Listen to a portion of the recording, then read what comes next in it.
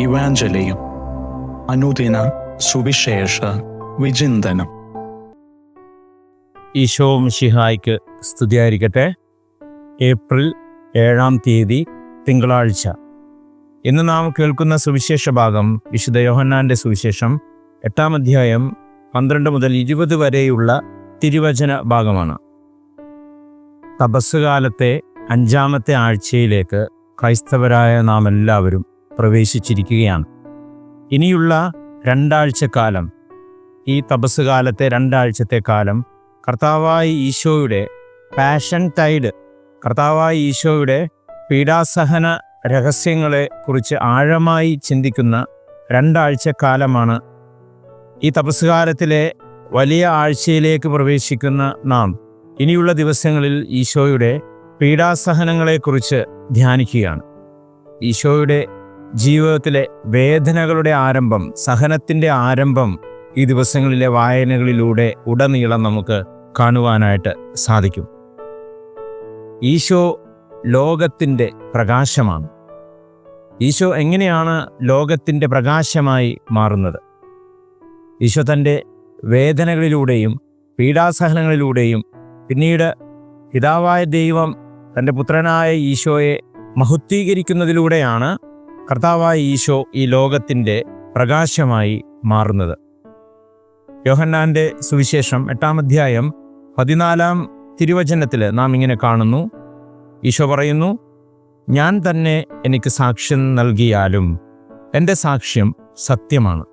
കാരണം ഞാൻ എവിടെ നിന്ന് വന്നുവെന്നും എവിടേക്ക് പോകുന്നുവെന്നും എനിക്കറിയാം. എവിടേക്കാണ് താൻ പോകുന്നതെന്ന് ഈശോ ഈ സുവിശേഷ ഭാഗത്തിലൂടെ നമ്മെ ഓർമ്മിപ്പിക്കുന്നുണ്ട്. ഈശോ പോകുന്നത് തൻ്റെ വേദനകളിലേക്കാണ്. മനുഷ്യരായ നമ്മെ രക്ഷിക്കുന്നതിന് വേണ്ടി ഈശോ അനുഭവിക്കുന്ന സഹനത്തിൻ്റെ, ത്യാഗത്തിൻ്റെ വഴിയാണ് ഈശോ ഇവിടെ പറയുക. ആ വഴിയിലൂടെ ഞാൻ കടന്നു പോകും. പിതാവായ ദൈവം തന്നെ മഹത്വീകരിക്കും, തന്നെ ഉയർപ്പിക്കും എന്ന വലിയ സന്ദേശമാണ് ഈ സുവിശേഷ വചനത്തിലൂടെ ദൈവം, ഈശോ നമുക്ക് നൽകുക.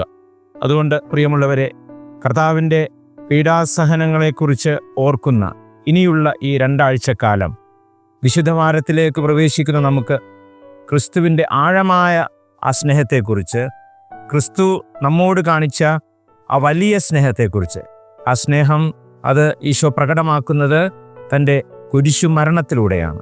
തന്നെ വിട്ടുകൊടുത്ത് തൻ്റെ വേദനകളും തൻ്റെ സഹനങ്ങളും തൻ്റെ കുരിശുമരണവും അതൊക്കെ നമ്മുടെ രക്ഷയ്ക്ക് വേണ്ടിയിട്ടാണ്, നമ്മുടെ നിത്യജീവന് വേണ്ടിയിട്ടാണ് എന്നുള്ള ചിന്തയോടുകൂടെ ഈശോയുടെ പീഡാസഹനത്തെക്കുറിച്ച് ധ്യാനിക്കാൻ നമുക്ക് പരിശ്രമിക്കാം.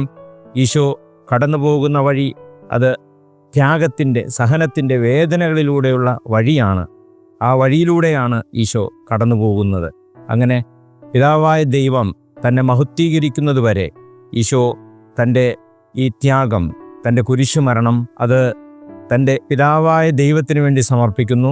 നമ്മുടെ രക്ഷയ്ക്ക് വേണ്ടി അവിടുന്ന് സ്വയം നമുക്ക് നൽകുന്നു.